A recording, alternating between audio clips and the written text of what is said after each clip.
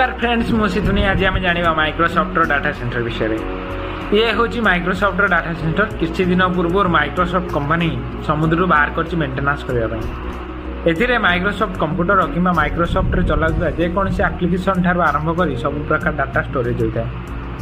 ए मोर नुहे सारा दुनिया समस्त डाटा स्टोरेज होता है।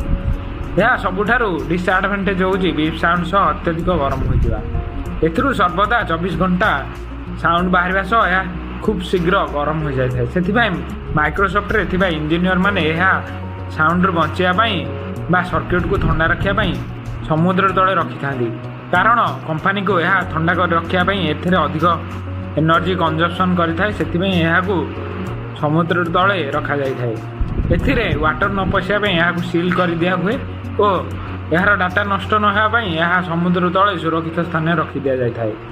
जदि ये वीडियोटी आपको भल लगी था तेज लाइक करा।